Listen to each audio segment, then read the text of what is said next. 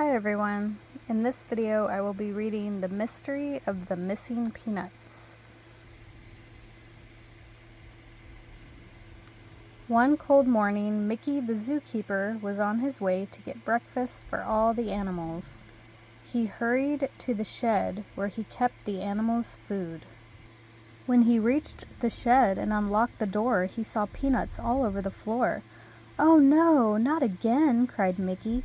Every morning for the past 2 weeks, the peanut bags had been torn open, and every morning more peanuts were missing. "I have got to catch the thief who is stealing peanuts," said Mickey. "I'm going to call Detective Donald." He reached for the telephone. "Mysteries solved," said Detective Donald as he picked up the phone. "This is the zookeeper," said Mickey. "I need a good detective." He told Donald about the missing peanuts. "I'll take the case," said Donald. Detective Donald threw everything he might need into his bag. Then he grabbed his hat and cape and rushed off to the zoo. Mickey took Donald straight to the shed. "I always keep the door locked," he said. Donald looked all around. "Aha!" he cried. "A clue!" He showed Mickey a hole in the corner. "Since the door is always locked," said Donald, "the thief must be getting to the peanuts through this hole." He and Mickey ran outside. There they found another clue: empty peanut shells.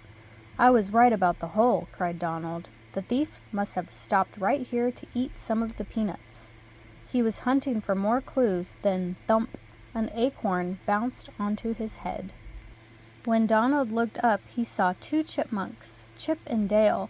"Don't bother us," said Mickey. "Detective Donald is looking for a thief." "That sounds like fun," said the chipmunks. "Let us help." "I can catch this thief by myself," said Donald. "I already have a plan." Donald told Mickey to bring all the animals to the shed. He lined them up beside the hole.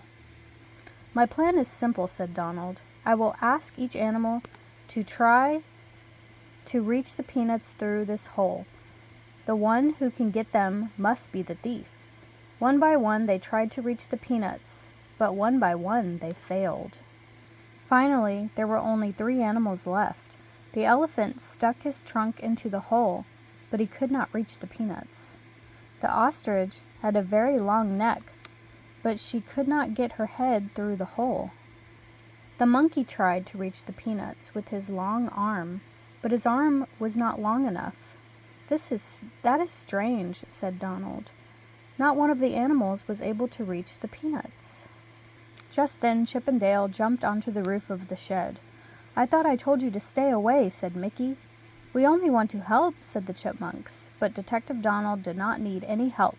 He already had another plan to try. Donald went inside the shed and unpacked his bag.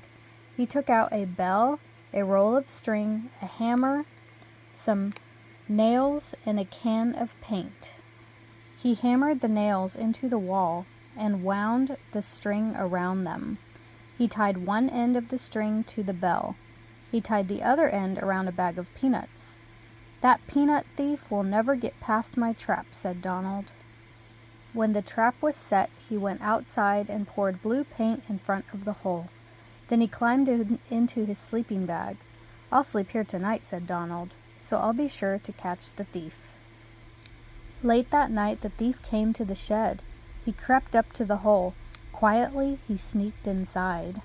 Suddenly, clang! The bell crashed to the floor. The thief had tripped over the string and rushed out through the hole. The crash woke up Donald. "Stop where you are!" he shouted. "I have you now." He grabbed his bag and ran after the thief. The detective was too late. The thief was gone, but he had left another clue. There were footprints in blue paint. Donald counted the footprints. There were 8 of them. "This is the best clue yet," he cried. "The thief has 8 feet." Suddenly Chip and Dale appeared. "What are you looking for now?" they asked. "Someone with 8 legs," said Donald. Chip and Dale thought for a moment. "An octopus has 8 legs," said Chip. "That's right," cried Donald. He raced off to wake Mickey. Donald shook Mickey as hard as he could. He told him about the 8 footprints. "Take me to the octopus," cried Donald. Now I know who took the peanuts." Together they went into the aquarium. The octopus was swimming in his tank. Donald pulled a diving suit out of his bag and quickly put it on. Then he took a bag of peanuts and jumped into the tank. The octopus swam around and around.